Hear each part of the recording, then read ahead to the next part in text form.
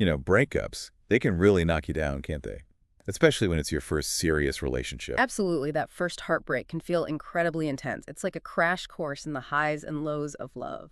Well, today we're going deep into a Reddit post from Our Guy Cry, where this guy's pouring his heart out about his recent breakup. Oh, that subreddit can be so raw and honest, people really letting their guard down. It is, and this post is really interesting because it gets into communication, self-esteem, navigating those differences that can pop up in relationships. You hit the nail on the head. Balancing those individual needs with that longing for connection, that's what always fascinates me. So, okay, let's give everyone the background. This guy, he was in a 5-month relationship, his first serious one, and boom, it ended pretty abruptly. 5 months, that's that delicate stage where you're still figuring things out, isn't it? It is. At first, things seemed good. He even says, I really started to fall for her despite our very different natures. You can already sense there might be some challenges ahead. Right, those initial differences, they can be exciting, opposites attract and all that. But as time goes on, those same differences, they can become roadblocks, especially when we're talking about those core needs, how you communicate. And that's exactly what seems to happen here. He goes on to say, things flipped last Sunday. Due to health issues and low self-esteem, I began to express my doubts about being the right person good enough for her. That vulnerability, it just jumps out at you. It does, and this is where I think those love languages come in. Have you ever heard of that? How people give and receive love differently? Oh, love languages, yes. So like some people need those words of affirmation, while others, maybe it's acts of service. Right, exactly. And when those love languages clash, things get messy. Even when both people care deeply, there can be misunderstandings, needs going unmet. It's like you're speaking different languages, even if you're both saying, I love you. Spot on. And you add in his low self-esteem, it's like a recipe for a communication breakdown. He even says he lost because he felt she didn't care as much as he did. That need for external validation, it can be a tough cycle to break. It really can. The more you doubt yourself, the more you seek that reassurance. And if it doesn't come in the way you expect, well, it just feeds that negativity. Sadly, it's incredibly common. And, those societal expectations, especially for men, they don't help. That pressure to be strong, stoic, to never show weakness. Yeah, it's like they're not supposed to burden their partners with their feelings. Which, brings us to the comments on this post. Oh boy, there's some opinions in there. Oh, I bet. Reddit comments, they're a world of their own, right? You get everything from tough love to pure empathy. You get it all. Some people are like, love yourself first, which in the long run, sure. But when you're heartbroken, that might not be what you need to hear. It's like telling someone with a broken leg to just walk it off, right? Yeah. In that moment, they need care and understanding. Exactly. But then you have others, like this one woman, who says, you should find a partner who wants to reassure you and help you grow as a person. That's deep. It is. It's about finding someone who fits, who gets you, who speaks your emotional language. Relationships are a two-way street. Both people have to be willing to put in the effort. So it's not just about expressing your needs, but also about recognizing how your partner gives and receives love, right? Absolutely. It's a dance, a give and take, trying to understand and be understood. Which, let's be honest, it's not always easy, especially when insecurities are in the mix. It makes me think of something the guy added later in his post. He says, thank you for the comments that are kind. Kindness is something I can use right now. That just breaks your heart, doesn't it? Sometimes all we need is that validation, that reminder that we're not alone. That we're worthy of kindness, even when we're hurting. Exactly. And sometimes that simple act of kindness, it can be the first step towards healing. Sometimes that's all it takes. Just a little kindness to remind us we're human. It really is. Yeah. And speaking of understanding those human needs, I keep thinking about those love languages. They can be such a game changer in relationships, They can. It's like suddenly you have this decoder ring for your partner's behavior. Exactly. There are those 5 main ones, remember? Words of affirmation, acts of service, gifts, quality time, and physical touch.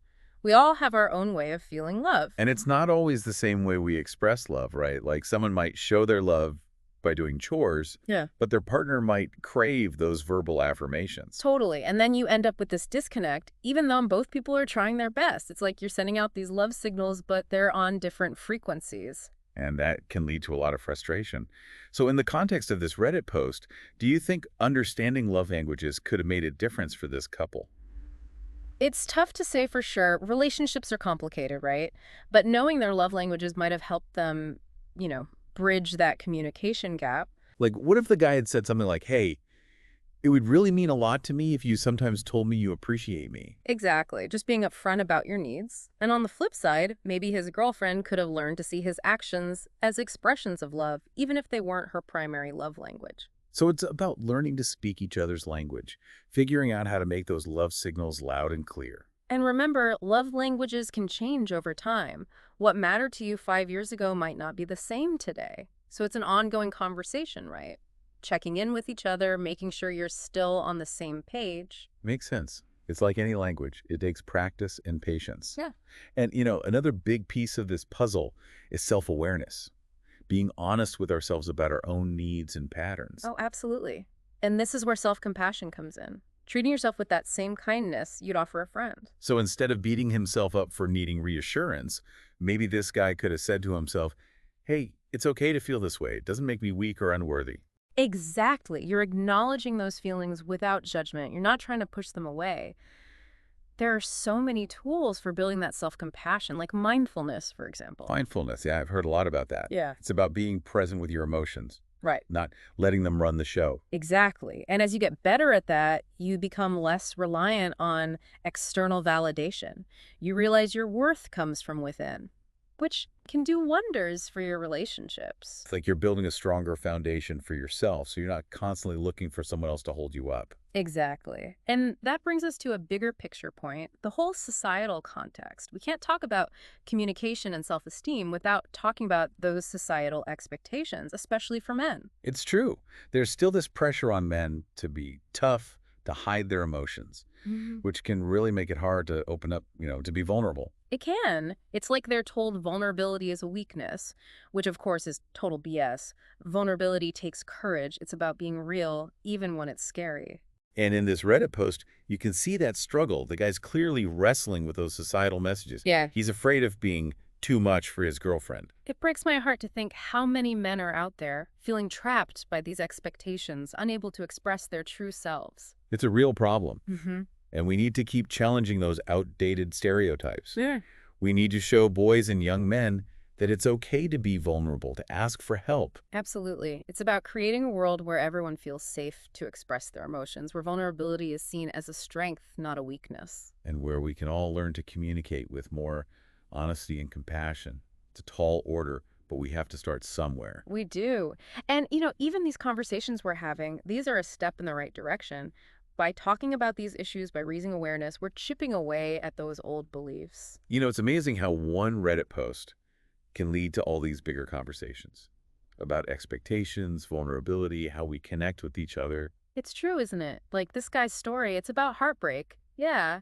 But it's also about something so much bigger. That need to belong, to feel understood. And it seems like that fear of being vulnerable, that's a huge roadblock. You said it. We build these walls to protect ourselves, but they end up keeping us from the very thing we want most. Connection. It's like we're scared to let people see the real us, the messy bits, the insecurities. We've been taught to hide those parts, haven't we? Like they make us weak or something. But the truth is, vulnerability, that's where the real strength lies. But how do you get over that fear when those messages are everywhere?